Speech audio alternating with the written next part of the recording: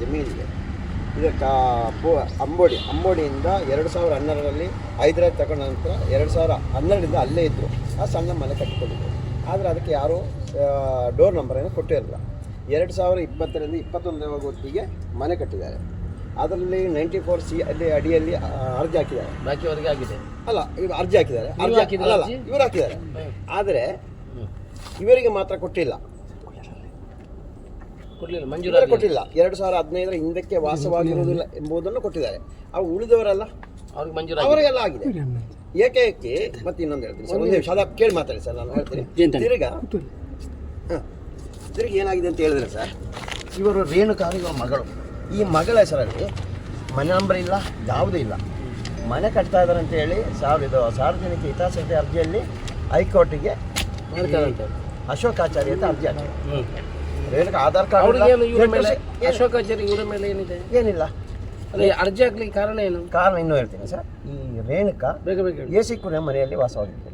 AC ಕುರಿಯ ಮನೆಯಿಂದ ಹೊರಗೆ ಬರುವಾಗ ಹೇಳಿದ್ರು, ನಿಮ್ಮನ್ನು ಇಲ್ಲಿ ವಾಸ ಮಾಡಲಿಕ್ಕೆ ಬಿಡಲ್ಲ ಅಂತ ಹೇಳಿದ್ರು. ಯಾರು? ಅಶೋಕ. AC ಕುರಿಯರು. AC ಕುರಿಯೊಟ್ಟಿಗೇನೆ ಇವರು. ಅದಕ್ಕೆ ಇವು ಹಾಕಿರೋದು. ಈ ಹಾಕೋಗಿ ಅಡ್ರೆಸ್ ಆಗಿರಬೇಕಲ್ಲ ಸರ್. ಯಾವುದೇ ಅಡ್ರೆಸ್ ಇಲ್ಲ, ಆಧಾರ್ ಕಾರ್ಡ್ ಯಾವುದೂ ಇಲ್ಲ. ಸರಿ, ಕೋರ್ಟಿಂದ ಏನೋ ಇದನ್ನು ತನಿಖೆ ಮಾಡಿ ಕ್ರಮ ಕೈಗೊಳ್ಳೋದು ಕೊಟ್ಟರು.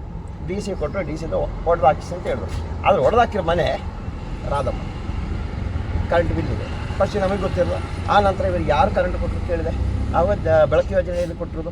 RTIಯಲ್ಲಿ ತಗೊಂಡ ನಾನು ಯಾರ ಮನೆಯನ್ನು ಕಡಬ ಮೆಸ್ಕಾಂ ಅವರು ಬಂದು ವಿದ್ಯುತ್ ಸಂಪರ್ಕ ಕಟ್ ಮಾಡಿದಂತೆ ರಾಧಮ್ಮನ ಮನೆಯನ್ನು. ರಾಧಮ್ಮನಿಗೆ ಇವ್ರಿಗೆ ಏನು ಸಂಬಂಧ?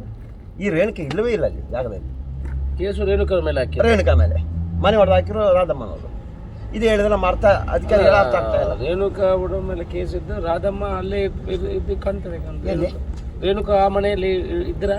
ಇಲ್ಲ, ರಾಧಮ್ಮ ಇಲ್ಲ, ಅವರು ಬಾಡಿಗೆ ಮನೆಯಲ್ಲಿ ಇತ್ತು. ಅವ್ರ ಬಾಡಿಗೆ ಮನೆ. ರಾಶಿಯವ್ರು ಕೊಡಪ್ಪ. ಇದಕ್ಕೆ ಇವಾಗ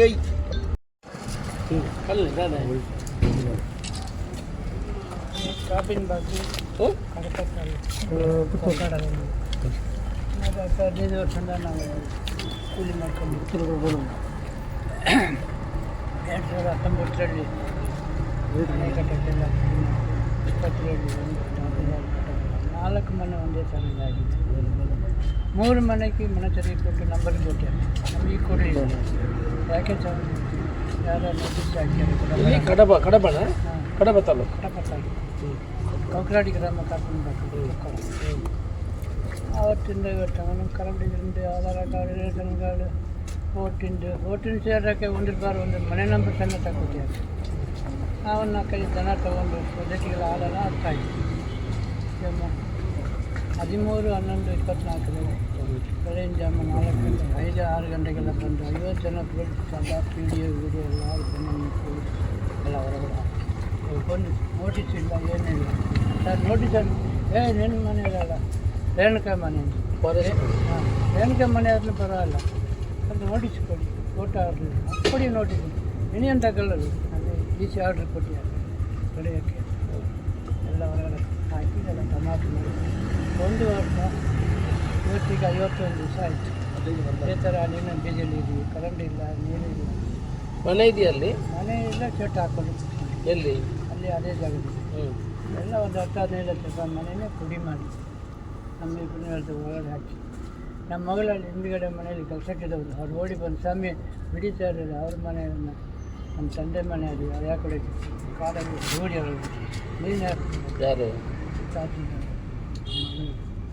ಎಲ್ಲ ಸೇರಿ ಎಲ್ಲ ಇದು ಮಾಡಿ ಬಿಟ್ಟಾರೆ. 1 ವರ್ಷದಿಂದ ಎಲ್ಲ ಆಫೀಸ್ಗೆಲ್ಲ ಅರ್ಜಿ ಕೊಟ್ಟಾಯಿತು. ಬೆಂಗಳೂರು ಲೋಕಾಯುಕ್ತೆಗೆಲ್ಲ ಉಪಾರ ಪೊಲೀಸ್ಗೆಲ್ಲ ಕೊಟ್ಟಾಯ್ತು. ಮಂಗಳೂರಲ್ಲಿ ಯಾರು ಕೊಟ್ಟರು ಇವತ್ತು ನನಗೆ ಏನಂತ ಕೇಳೋದು ಯಾರಿಲ್ಲ.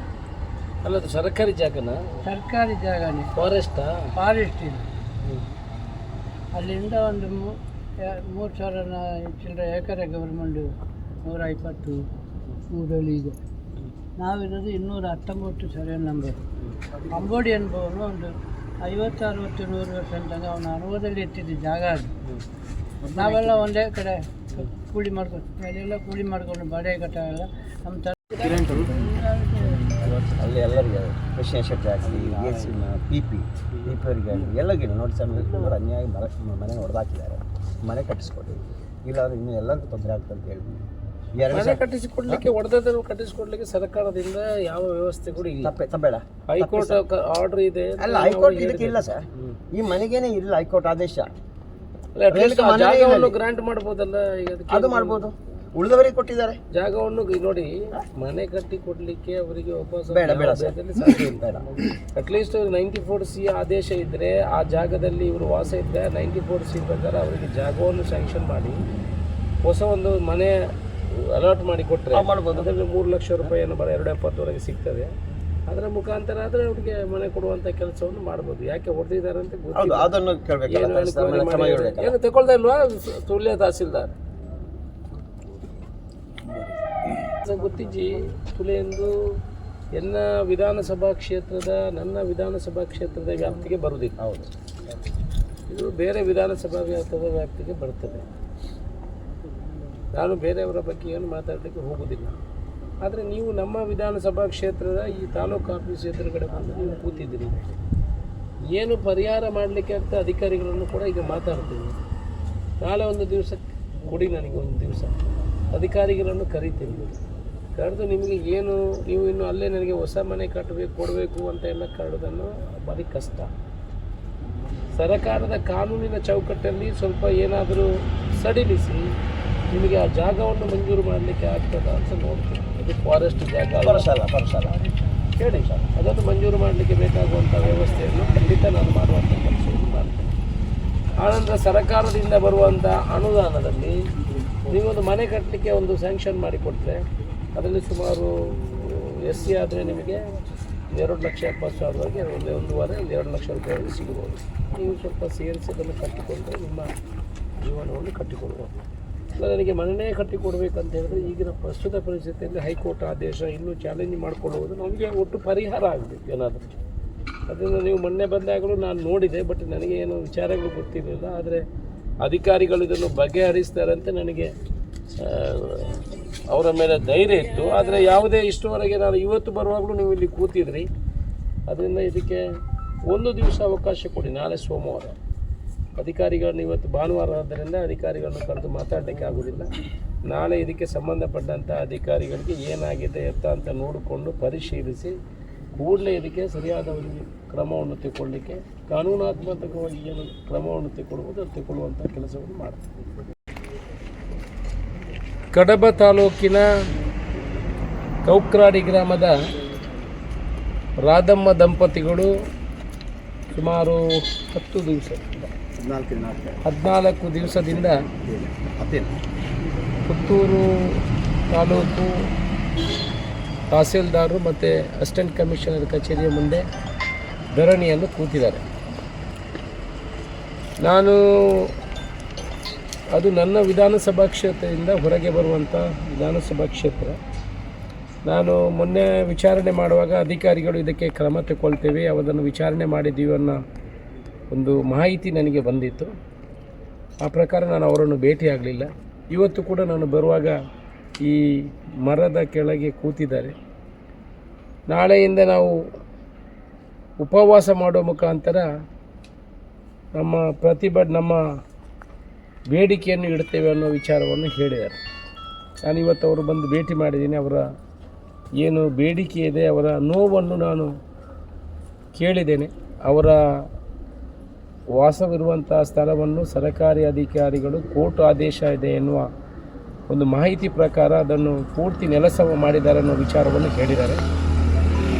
ಕೋರ್ಟ್ ಆದೇಶವನ್ನಿದೆ. ಅವರ ಬೇಡಿಕೆ, ಅವರ ವಿಚಾರ ಏನಂತ ಹೇಳಿದ್ರೆ, ಕೋರ್ಟ್ ಆದೇಶ ಇರುವಂಥದ್ದು ಇನ್ನೊಬ್ಬರ ಮನೆ ಇನ್ನೊಂದು ಹೆಸರಲ್ಲಿದೆ, ಮನೆ ಇರುವಂಥದ್ದು ಇನ್ನೊಂದು ಹೆಸರಲ್ಲಿ. ನನಗೆ ಇವತ್ತಿನವರೆಗೆ 20 ವರ್ಷದಿಂದ ಆ ಜಾಗದಲ್ಲಿ ನಾನು ವಾಸ ಮಾಡ್ತಾ ಇದ್ದೇನೆ. 94C ಅರ್ಜಿ ಕೊಟ್ಟಿದ್ದೀನಿ, ಅದನ್ನು ತಿರಸ್ಕೃತ ಅಂತ ಹೇಳಿದ್ದಾರೆ. ನನಗೆ ಬಾಕಿಯವರಿಗೆಲ್ಲ ಭಾಗದಲ್ಲಿ ಹತ್ತಿರ ಮನೆಯವರಿಗೆ 94C ಮಾಡಿಕೊಟ್ಟಿದ್ದಾರೆ, ನನಗೆ ಮಾಡಿಕೊಡಲಿಲ್ಲ. 20 ವರ್ಷದಿಂದ ಬೇರೆ ಬೇರೆ ಕಚೇರಿಗಳಿಗೆ ನಾನು ಅಲೆದಾಡಿದ್ದೀನಿ, 94Cಗಾಗಿ ಮಾಡಿಕೊಡಲಿಲ್ಲ. ಬೇರೆ ಬೇರೆ ಜನಪ್ರತಿನಿಧಿಗಳ ಹತ್ರ ಕೂಡ ಅವರ ಮನೆ ಬಾಗಿಲಿಗೆ ಹೋಗಿದ್ದೀನಿ, ನನಗೆ ಆಗಲಿಲ್ಲ ಅನ್ನೋ ಒಂದು ಬೇಡಿಕೆಯನ್ನು ಇಟ್ಟಿದ್ದಾರೆ. ಅದರ ಬಗ್ಗೆ ನಾನು ಏನು ಹೇಳಲಿಕ್ಕೆ ಹೋಗೋದಿಲ್ಲ. ಇವತ್ತು ನಮ್ಮ ವಿಧಾನಸಭಾ ಕ್ಷೇತ್ರದ ನಮ್ಮ ತಾಲೂಕು ಕಚೇರಿ ಎದುರುಗಡೆ ಕೂತಿರುವಂಥ ಬಡ ಕುಟುಂಬಗಳಿದ್ದಾವೆ. ಅವರ ನೋವಿಗೆ ಸ್ಪಂದನೆ ಮಾಡುವಂಥದ್ದು ನಮ್ಮ ಧರ್ಮ. ಅವರ ಹತ್ರ ಮಾತುಕತೆ ಮಾಡಿದ್ದೀನಿ, ಅಧಿಕಾರಿಗಳಿಗೆ ಈಗ ಕರೆ ಮಾಡಿದ್ದೀನಿ. ಯಾರೂ ಕೂಡ ಕರೆಯನ್ನು ಸ್ವೀಕಾರ ಮಾಡ್ತಾ ಇಲ್ಲ. ನಾಳೆ ಸೋಮವಾರ ಇದೆ, ಅದಕ್ಕೆ ಸಂಬಂಧಪಟ್ಟಂಥ ಅಧಿಕಾರಿಗಳನ್ನು ಕರೆದು ಅವ್ರಿಗೆ ಹೇಗೆ 94C ಅವರ ಜಾಗವನ್ನು ಅವ್ರು ವಾಸಿಸುವಂಥ ಅಡಿ ಜಾಗವನ್ನು ಅವರಿಗೆ ಮಾಡಿಕೊಡುವಂಥ ಪ್ರಯತ್ನವನ್ನು ಮಾಡ್ತೇವೆ. ಮತ್ತು ಅವರಿಗೆ ಮನೆ ಕಟ್ಟಲಿಕ್ಕೆ ಸರ್ಕಾರದಿಂದ ಒಂದು ಯೋಜನೆಯಲ್ಲಿ ಮನೆ ಕಟ್ಟಲಿಕ್ಕೆ ಕೂಡ ಒಂದು ವ್ಯವಸ್ಥೆಯನ್ನು ಮಾಡಬೇಕು ಅನ್ನೋ ಒಂದು ವಿಚಾರಕ್ಕೆ ನಾವು ಬಂದಿದ್ದೇವೆ. ನಾಳೆ ಅಧಿಕಾರಿಗಳನ್ನು ಕರೆದು ಅದಕ್ಕೆ ಯಾರು ತಪ್ಪು ಮಾಡಿದರೆ, ಯಾರಾದರೂ ಅಧಿಕಾರಿಗಳು ತಪ್ಪು ಮಾಡಿದರೆ ಅವರ ಮೇಲೆ ಕ್ರಮವನ್ನು ತಗೊಳ್ಳುವಂಥ ಕೆಲಸವನ್ನು ಮಾಡ್ತೇವೆ. ಅಲ್ಲದೆ ಅವರಿಗೆ ಏನು ನ್ಯಾಯ ಸಿಗಬೇಕಾ ಅದನ್ನು ಸಂಬಂಧಪಟ್ಟ ಅಧಿಕಾರಿಗಳ ಹತ್ರ ಮಾತಾಡುವ ಮುಖಾಂತರ ಆ ಬಡ ಕುಟುಂಬಕ್ಕೆ ನ್ಯಾಯ ಕೊಡುವಂಥ ಕೆಲಸವನ್ನು ಮಾಡ್ತೇವೆ.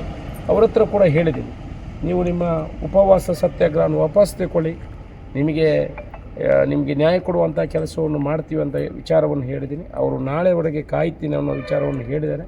ಆ ಪ್ರಕಾರ ನಾಳೆ ಅಧಿಕಾರಿಗಳನ್ನು ಮಾತುಕತೆ ಮಾಡಿ ಅವರಿಗೆ ನ್ಯಾಯ ಕೊಡಿಸುವಂಥ ಕೆಲಸಕ್ಕೆ ಪ್ರಯತ್ನವನ್ನು ಮಾಡ್ತೀವಿ.